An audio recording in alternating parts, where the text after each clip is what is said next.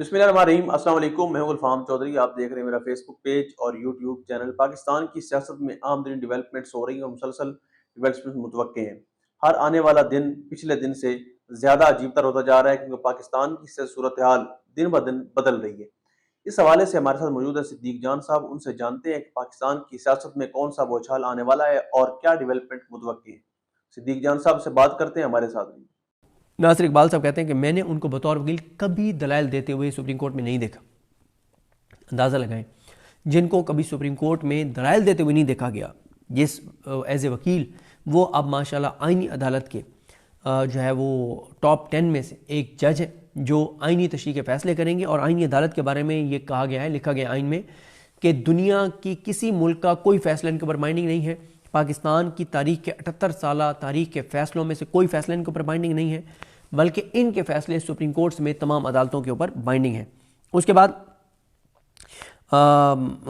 اسلام آباد کورٹ کی 2 عدالتیں 2 جج بیٹھ ہی نہیں سکے کیونکہ کمرہ خالی نہیں تھا۔ باقی آپ نے دیکھا کہ آزاد کشمیر میں عدم اعتماد کامیاب ہو گئی ہے۔ اب پیپلز پارٹی کو اقتدار دے دیا گیا ہے آزاد کشمیر میں، اور اس پہ بہت زیادہ بات ہو رہی ہے کہ انہوں نے پاکستان کو کمزور کرنے والی 27 یعنی ترمیم کے حق میں ووٹ اسلام آباد میں دیا، اور قبضہ ان کو اے جے کے کی حکومت کا دے دیا گیا۔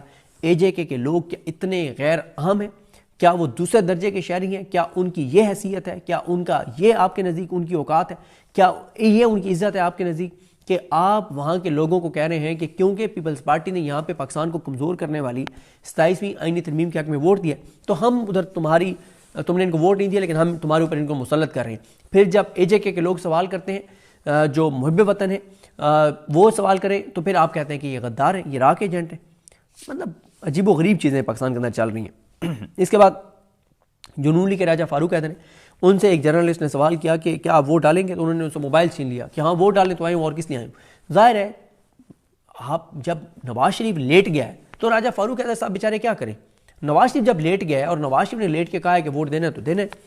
اس کے بعد حسنات ملک صاحب نے بتایا کہ جسٹس ضیاء خان نے اپنے چیمبر میں فل کورٹ میٹنگ کی، اور وہاں پہ جو سپریم کورٹ میں ابھی ہوئی تھی آئینی ترمیم ہونے کے اگلے دن، اور بتایا گیا کہ 2-3 ججز نے بہت ان کو بے عزت کیا، بہت آڑے ہاتھوں لیا ہے، اور وہ ان کو بڑا ٹف ٹائم ججز نے دیا ہے کہ جو آپ نے حرکت فرمائی ہے، وہ جو آپ نے حکومت کو سپورٹ کر کے جو آئینی ترمیم کروائی ہے۔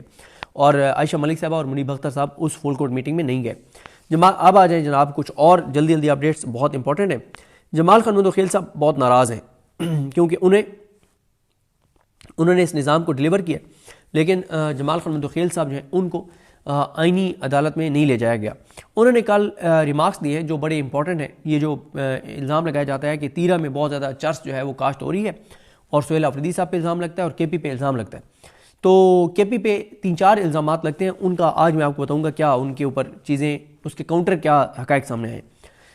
ذوالقرنین اقبال نے ٹویٹ کیا ہے کہ جسٹس جمال خان مندوخیل جو ہے وہ سرکاری اداروں پر برس پڑے، یہ کہتے ہوئے کہ بارڈر پر، افغانستان کے بارڈر پر جو یہ کہا جاتا ہے کہ افغانستان کے بارڈر سے منشیات آتی ہے، انہوں نے کہا بارڈر پر منشیات کو کیوں نہیں روکا جاتا؟ طالبان نے منشیات فیکٹریاں بند کی، یعنی افغان طالبان نے، لیکن پاکستان میں شروع ہو گئی ہیں۔ بلوچستان میں فصلیں کاشت ہو رہی ہیں لیکن کوئی پوچھتا نہیں۔ یہ ضیاء الحق کا دیا تحفہ ہے، بھگتیں اب اس کو۔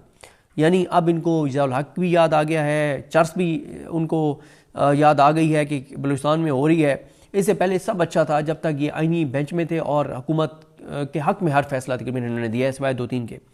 تو ظاہر ہے یہ ناراض ہے کیونکہ ان کو آئینی بینچ میں، آئینی عدالت میں نہیں لے جایا گیا، اور اب یہ ابھی اگر یہ نہیں جاتے تو یہ ریٹائر ہو جائیں گے۔ اس کے بعد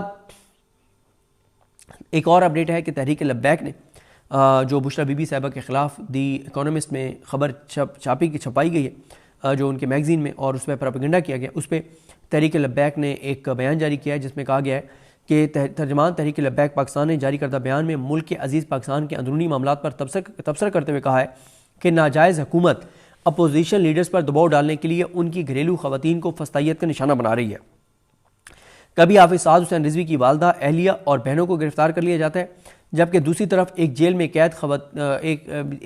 قید خاتون کی کردار کشی کی جاتی ہے۔ انہوں نے کہا کہ سب سے افسوسناک بات یہ ہے کہ حکومت کے کہنے پر پاکستان کا مین سٹریم الیکٹرانک میڈیا اس کردار کشی میں حصہ لیتا ہے اور ایسے گھٹیا پروگرامات لائیو نشر کرتا ہے۔ ترجمان نے واضح کیا کہ تحریک لبیک پاکستان روز اول سے خواتین کو سیاسی انتقام کا نشانہ بنانے کے سخت خلاف ہے اور حالیہ کردار کشی کی مہم کی بھی شدید مذمت کرتی ہے۔ یہ اقدامات حکومت وقت اور مین سٹریم میڈیا کی اخلاقی پستی کی عکاسی کرتے ہیں۔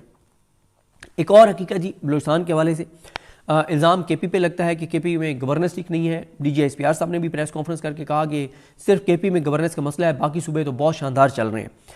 محمد ذیشان امان یہ ٹویٹ کرتے ہیں، وہ کہتے ہیں کہ ملک کے 20 پسماندہ ترین اضلاع، کمزور ترین اضلاع میں 17 کا تعلق بلوچستان سے۔ ملک کے 20 میں سے سب سے پسماندہ اضلاع میں سے 17 جو ہیں وہ بلوچستان کے ہیں، لیکن کہا کیا جاتا ہے کہ گورننس صرف کے پی کے میں پی ٹی آئی کی اچھی نہیں ہے، اور کے پی کے کا ضلع کوہستان اور سندھ کا تھرپارکر ضلع بھی شامل ہے۔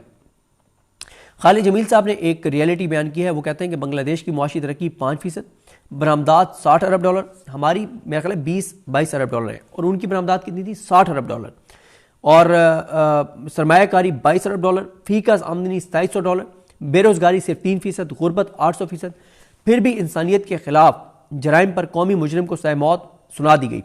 پاکستانی معیشت خراب اور انسانیت کے خلاف مبینہ جرائم زیادہ سنگین ہے، مگر استثناء جو ہے وہ تا حیات ہے۔ اور مصطفیٰ نواز کوکر نے اسلام آباد اور پنڈی کے لیے ایک مسئلے کے اوپر توجہ دلائی ہے کہ اسلام آباد اور پنڈی کے لاکھوں شہری روزمرہ کی بنیاد پر ذلیل ہو رہے ہیں۔ آپ نے اگر ٹیم ٹھہرانی تھی تو ریڈ زون میں ٹھہراتے۔ این اسلام آباد کے دل سینٹورس کے ساتھ منسلک ہوٹل میں ٹیم ٹھہرا دی گئی ہے۔ گھنٹوں ٹریفک جیم تو معمولی بات ہے، اور یہ عذاب مزید 2 ہفتے چلے گا۔ ہونہار حکومت کی ہونہار انتظامیہ۔ میں آپ کو عرض کر رہا تھا کہ آئی ایس ایف ایکٹیویٹیز کر رہی ہے، تو یہ امجد علی شاہ صاحب کا ٹویٹ ہے۔ عبداللطیف یونیورسٹی خیرپور میں طلبہ و طالبات نے 26ویں اور 27ویں ترمیم کے خلاف احتجاج کیا اور آئین کی بحالی کی بات کی۔ تو باقی تحریک لبیک نے جو ہے وہ جو کالعدم ان کو قرار دیا گیا اس کے خلاف انہوں نے ریویو بورڈز میں اس کو حکومتی فیصلے کو چیلنج کر دیا ہے۔ برہان معظم ایڈوکیٹ صاحب جو تحریک انصاف کے بھی اہم کیسز میں وکیل ہیں۔ ظفر نقوی صاحب ٹویٹ کرتے ہیں کہ حسینہ واجد جو کبھی سیاہ سفید کی مالک تھیں، آج عدالت نے انہیں انسانیت کے خلاف مظالم پر سزائے موت سنائی ہے۔ ظلم کا حساب دینا پڑتا ہے، بس یہی یاد رکھنا چاہیے۔ ساتھ یہ بھی یاد رکھنا چاہیے کہ حسینہ واجد نے بنگلہ دیش کی معیشت کی رفتار انڈیا سے بھی تیز کر دی تھی۔ ٹکا ایشیا کی مستحکم ترین کرنسی تھی۔ آگے تسی آپ سمجھدار ہو۔ وہ کہہ رہے ہیں کہ وہاں معیشت مسئلہ نہیں تھی، معیشت تو ان کی انڈیا سے زیادہ تیز رفتاری سے ترقی کر رہی تھی، لیکن جب لوگ کھڑے ہو گئے تو پھر انسانیت کی مجرم حسینہ واجد بھاگ گئی اور آج اس کو سزائے موت سنا دی گئی ہے۔ رائے مختار احمد کہتے ہیں کہ سانحہ ماڈل ٹو، سانحہ 9 مئی، سانحہ ڈی چوک، سانحہ مرید کے، سانحہ ارشد شریف شہید قتل کے، سانحہ ضلع شاہ شہید قتل کے، ان تمام سانحات میں نون لیگ برابر کے مجرم ہیں۔ دیر سویر کا پتہ نہیں، مگر اس کا پختہ یقین ہے کہ ان سب سانحات کے ذمہ داروں کو بہرحال سزا مل کر رہے گی۔ اور باقی آپ سن چکے ہوں گے کہ اے ڈی سی آر اقبال سنگھیڑا جو ہیں وہ فرار ہو چکے ہیں اور پاکستان سے بھی جا چکے ہیں۔ ایک اور کمپنی جلٹ بلیڈ بنانے والی کمپنی، وہ بھی پاکستان سے جا رہی ہے، اور آج جو عمران خان صاحب سے ملاقات ہونی ہے، ملاقات کے لیے جو لسٹ گئی ہے وکلا کی، اس میں 6 وکلا کے نام ہیں: اویس یونس ایڈوکیٹ، بیرسٹر گور صاحب، سلمان راجہ صاحب، بیرسٹر علی ظفر صاحب، نعیم مہتر پنجوتا صاحب، نیاز اللہ نیازی صاحب، عرفان نیازی صاحب۔ اور یہ جناب صورتحال ہے۔ ایک اور خبر جی، ریٹائرڈ جو فوجیوں کی تنظیم ہے ایکس سروس مین سوسائٹی، انہوں نے مطالبہ کیا کہ سابق فوجیوں کے لیے دوسری ملازمت کے لیے منظم نظام بنایا جائے۔ ہر سرکاری محکمے میں ریٹائرڈ فوجی جو افسران اور سپاہی ہیں ان کے بھرتی کا کوٹا جو ہے وہ مختص کیا جائے۔ کل شہباز شریف کراچی گئے ہیں اور اس پہ شاہد حسین صاحب کا ٹویٹ ہے، انہوں نے ویڈیو بھی لگائی۔